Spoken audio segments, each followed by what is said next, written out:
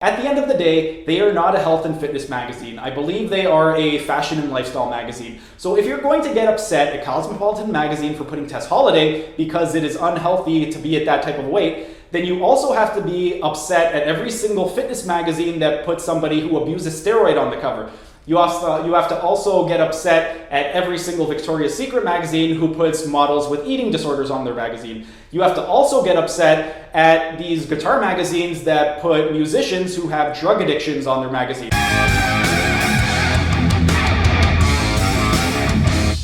Hey everyone, thanks for tuning in. Today I'm going to be sharing my thoughts on Tess Holliday appearing on the cover of Cosmopolitan magazine. Was it irresponsible for Cosmopolitan magazine to put somebody who is morbidly obese on the cover of one of their magazines? Well, before I get into that, I would just like to say that if you enjoy these types of videos, be sure to smash that like button so I know to make more of these types of videos in the future. And if you're either new to the channel or haven't subscribed yet, be sure to subscribe to the channel and hit the notification bell, as I will be uploading new videos every single day. Now onto the topic at hand. A while back, Piers Morgan was doing an interview on Good Morning America with the woman who put Tess Holliday on the cover of Cosmopolitan magazine. And he was saying how it's irresponsible to put her on the cover magazine because of her weight, because she's morbidly obese. I believe she's somewhere in the area of 5'3", 300 plus pounds, which would put her in the morbidly obese category. In terms of how I'm going to break down this video, before I even get to the cover, I want to go through several different things. First, I want to discuss some obesity statistics, how obesity is determined, some of the health implications that are involved with being morbidly obese, and then I will get into the cover. If there's a particular topic that you would like to skip ahead to and you don't want to watch the entire video, I will be including timestamps in the description. So if you do want to skip ahead to a particular topic, look in the description, go to the timestamps, and you can skip to the topic that you want instead of having to watch the entire video. Now, when it comes to obesity statistics, when it comes to global obesity, the lowest level of obesity worldwide is going to be Vietnam, with 2.1% of their population being obese. The highest is going to be Nauru, with 61% of their population being obese. And because this particular video was done in the UK when Piers Morgan was doing the interview, I'm going to break down a few other ones. In the United States, the obesity rate is 36.2%. In Canada, which is where I live, the obesity rate is 29.4%. And in the UK, which is where this segment was filmed, the obesity rate is 27.8%. When it comes to how obesity is determined, basically it's determined by using your BMI. Your BMI is your body mass index, and all it is a height to weight ratio. Basically, it's your kilograms per meter squared. In order to determine your BMI, all you have to do is take your body weight in kilograms, divide it by your height in meters squared, and that will give you your BMI. Now, when it comes to the BMI, what exactly are the ranges? Well, below 18.5 is going to be considered underweight. Between 18.5 to 24.9 is going to be considered normal weight. Between 25 to 29.9 is going to be considered overweight.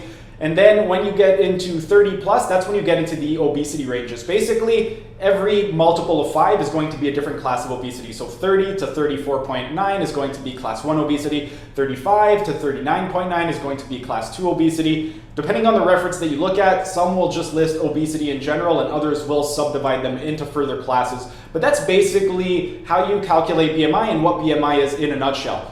Some of the problems with BMI is that all it takes into account is your height and your weight. It doesn't take account things like how much muscle mass you have. So if you were to take a BMI of, let's say, some professional athletes, almost every single professional athlete is going to be considered overweight or obese because they have a tremendous amount of muscle. And because they have a tremendous amount of muscle, their weight is going to be higher than the average person. And because their weight is going to be higher, that is going to show a high BMI. Me, myself, I am 5'9", so for somebody with my height, once I get into 170 pounds, then I'm considered overweight. Right now, I'm 157 pounds, but a few years ago when I was younger, back in my early 20s, I was really into bodybuilding and I wanted to get as big as possible. And the heaviest I ever got was 177 pounds. I'll show you the picture right over here. This is me when I weighed 177 pounds. So according to the BMI, in this picture right over here, I was overweight because I was 177 and I shouldn't have been over 170 pounds. Now, if you look at me in that picture, you can see that just because I was 177 pounds, it didn't mean that I was overweight. What it meant was I had a lot of muscle on my frame for my size, which is why I was in that overweight category. When it comes to determining whether or not somebody is overweight or obese, it's not good enough just to look at their BMI, because the BMI is just a terrible metric to use. Ideally, you would want to take something into account like either waist circumference measurements, or even more accurately, which would be a much better indicator, would be somebody's body fat percentage. If somebody's body fat percentage is really, really high, then that's a better indicator if they're overweight or obese, because that is going to let you know what percentage of their entire body weight is body fat. If they have a high percentage of body fat, then that's going to be more indicative of being overweight or being obese than a BMI will. Now, when it does come to BMI, even though it is incredibly flawed and incredibly inaccurate when it comes to very active populations, for the general population, on average, it's not a terrible metric to use. If you're somebody that's very sedentary and you don't work out whatsoever, if you have a BMI in the overweight or obese category, chances are it's probably going to be accurate, but again, it's not going to be 100%. Ideally, you would want to get your body fat percentage measured to know exactly what your body is comprised of. And now that we've discussed exactly how obesity is determined and what exactly your BMI is, let's get into some of the health implications involved in being morbidly obese. There are a whole host of implications with being morbidly obese. You can develop things like type 2 diabetes. When it comes to diabetes, there's type 1 and type 2. Type 1 is the one that you are born with. It requires insulin. Type 2 is something that you acquire through life. Originally, type 2 diabetes was known as adult onset diabetes because people would get it as they got older. However, as we have been getting bigger and bigger as a population in terms of our obesity rates, children younger and younger are being diagnosed with type 2 diabetes. So it is no longer called adult onset diabetes, it is now just referred to as type 2 diabetes. Now, with regard to other health implications of being morbidly obese, there could also be issues with reproductive function. You could decrease your life expectancy. It could lead to elevated levels of blood pressure. There are a ton of problems associated with being severely overweight or extremely morbidly obese. Aside from the health implications, there's also a ton of physical implications. If you are morbidly obese, it could affect your joints, it could affect your posture, it could affect your sleeping patterns, it could affect a lot of things. Let's say you are morbidly obese, you have a really big gut. What happens is if you have a really big gut, all of the musculature inside of the stomach and the viscera is going to pull the gut forward. If it pulls it forward, that will pull on all the muscles that attach to the front of the spine. It could lead to a hyperlordosis. That could lead to things like back pain, disc impingement. It could lead to a compression of the intervertebral discs in your spine. So if you are morbidly obese and you are experiencing issues with joint pain, back pain, or you're having issues with sleeping, decreasing your body weight could lead to improvements in all those areas. It's not guaranteed. It could be due to something else like a hormonal imbalance. However, if you do lose the weight, probability would suggest that a lot of those issues would resolve themselves. But again, it's not guaranteed. There could be other factors aside from just your weight. It's not good enough to just lose your weight and then all of your problems are going to go away. That's just not how things happen.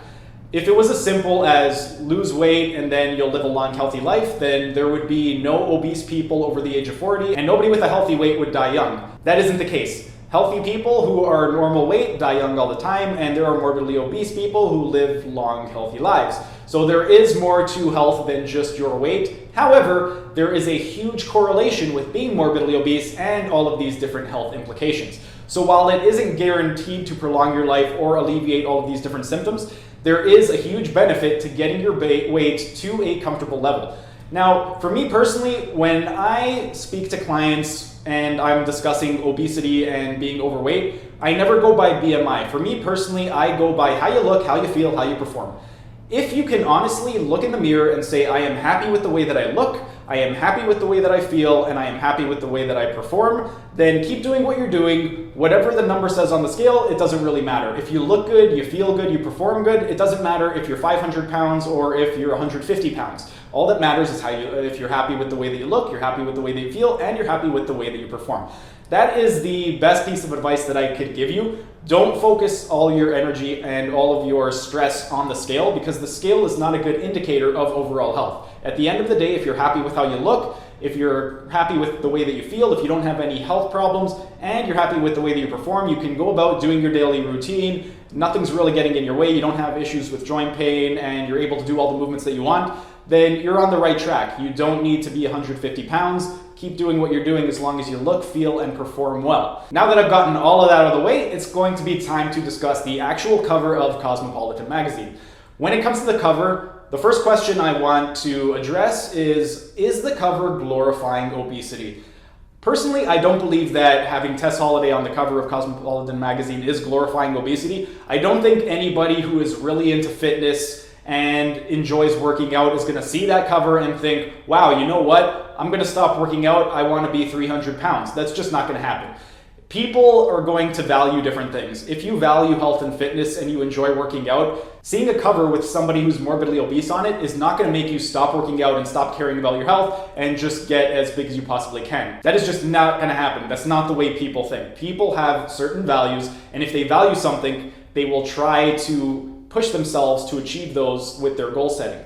Now, if you are overweight and you see that type of cover magazine and you see someone like Tess Holliday on the cover, is it going to cause you to get even bigger? Well, no, I don't believe it is. At the end of the day, again, it comes down to values. If you don't value health and fitness and you'd rather do other things, then seeing that on the cover, it's not going to make you get bigger. It's not going to make you lose weight. It's just another thing out there. I just see it as a PR stunt. Basically, Cosmopolitan magazine thought, okay, magazine sales are going down. We're not making that much money. How can we get people to talk about us? I know. Let's put Tess Holliday on the cover. If we put her on the cover, it'll get people talking about us. That'll get more magazine sales, and that will sell more copies for us. And at the end of the day, that's the job of a magazine. If you run a particular magazine, you want people to buy your magazine because that is how you make money. If you don't make money, then you're going to go bankrupt, and then you're going to have to find another job, and you're going to have to do something that you don't enjoy. So no, I don't think that it is glorifying obesity. I think they are just trying to put something on the cover of their magazine that is going to get people to buy it. Whether or not somebody likes the cover or dislikes it is irrelevant, because the important thing is that you get some type of reaction from somebody. If you are going to put someone like Tess Holliday on the cover of a magazine, you want people to either get really upset or you want people to get really excited that she is on the cover. If somebody just doesn't give a crap, then that's not good for the magazine, because if nobody gives a crap about what you put on the cover, nobody's going to buy it, and again, you're going to go bankrupt, you're going to have to find some new type of job. So the editors of the magazine are well aware of this. They need to put something on the cover of the magazine that's going to get some type of reaction out of the person that is looking at that cover. Whether it be anger or whether it be praise, they need to get some type of reaction. They don't want no reaction. And that is not just the case for magazines, that is the case for anything in life. If you're a sports fan or if you do anything, for me personally, I'm a big MMA fan. That's the only sport I follow. If there is somebody that I really, really like or really, really dislike, I want to see them fight. If I really, really like them, I want to see them fight to see them win. If I really, really dislike somebody, I want to see them fight to see them lose. That's how it works. Now, me personally, I follow every single fight, so even if I don't know the person and I don't really care about the person, I'm still going to watch it. But for the average person, you need to have that emotional response. You need to have either some type of like or dislike in order to elicit that response and invest yourself into whatever the person wants you to be invested in. Now, with regard to is it irresponsible for Cosmopolitan magazine to put Tess Holliday on the cover of the magazine? No, I do not believe it is irresponsible for Cosmopolitan magazine to put Tess Holliday on the cover of their magazine. At the end of the day, they are not a health and fitness magazine. I believe they are a fashion and lifestyle magazine. So if you're going to get upset at Cosmopolitan magazine for putting Tess Holliday because it is unhealthy to be at that type of weight, then you also have to be upset at every single fitness magazine that puts somebody who abuses steroid on the cover. You have to also get upset at every single Victoria's Secret magazine who puts models with eating disorders on their magazine. You have to also get upset at these guitar magazines that put musicians who have drug addictions on their magazine. Because having an eating disorder is going to be unhealthy, abusing steroids is going to be unhealthy, and abusing drugs is going to be unhealthy. So you can't pick and choose. If you're going to say, oh, that magazine is promoting an unhealthy lifestyle, then you have to get mad at every magazine that puts anybody who is unhealthy on the cover of their magazine. You can't just say, I'm not a fan of looking at overweight people and therefore that's irresponsible. No, you know what? At the end of the day, you're just cherry picking which unhealthy behaviors you don't like to see on the magazine. And for me personally, again, I'm into health and fitness and it doesn't bother me. If somebody like Tess Holliday wants to go on the cover of the magazine, then power to her. I don't really care. It's not going to affect me. I'm not going to look at that and say, oh, this is terrible. I can't believe what they're promoting. At the end of the day, if they just put her on the cover of the magazine, it's not like they're saying, do this, this is healthy. If they put her on the cover of the magazine and they do an interview with her and they're talking about how healthy she is and how, oh, you know what, you can be healthy at all sizes, you can be 500 pounds and still be healthy, that would be irresponsible, because that is just not true. That is scientifically inaccurate.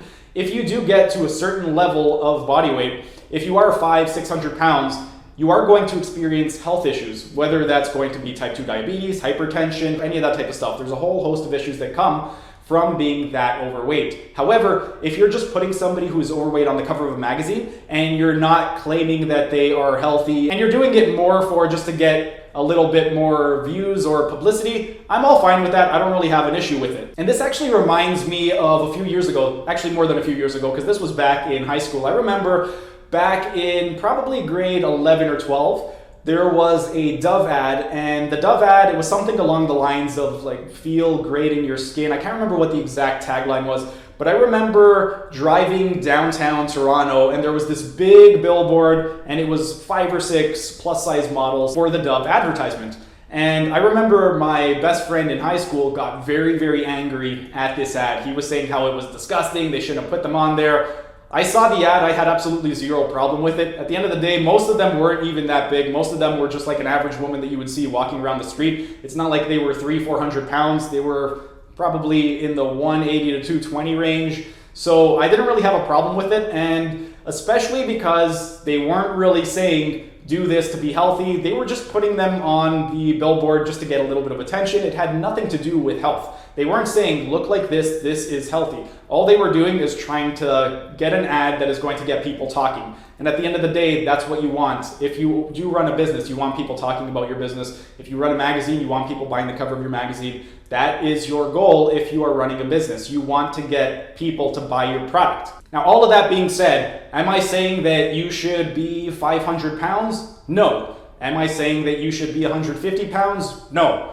I made a video a little bit while back discussing determining your value system. Your values are going to help to determine what goals you should set. Once you have your values in place, then you can determine what goals you want to accomplish, and then you can set meaningful goals in place. If you value health and fitness, then no, you should not make it your goal to be 500 pounds, because that's going to be unhealthy and you will develop a lot of health issues. If it is your goal to want a club on the weekends and just live your best life every single night, then go ahead, get drunk, go to the club on the weekends. At the end of the day, you do you, I do me. Me personally, I'm into health and fitness, so I'm gonna keep eating healthy and I'm gonna keep working out. If you don't really care about health and fitness and you just wanna go get hammered at the club every weekend, yeah, go to the club every weekend, get hammered, hook up with somebody every weekend. You do your life, I do my life. As long as it brings you happiness, keep doing what you're doing. For me personally, health and fitness brings me happiness, and spreading information to people and seeing them make a positive change in their life makes me happy, so that's what I like to do. If you're not into that, you don't have to be into that. If you're not into health and fitness, you don't have to work out, you don't have to eat healthy. If you are not into clubbing, you don't have to go to the club. If you're into art, dedicate your life towards art. Become an artist. Learn how to paint, learn how to play guitar, learn how to play some other type of instrument. If you're into sports, dedicate your life to playing some type of sport or getting better at it or being a broadcaster for some type of sport company. But at the end of the day, you have to do what makes you happy. We have a finite amount of time on this planet. So because we have a finite amount of time, it doesn't make sense to live our lives doing things that don't make us happy.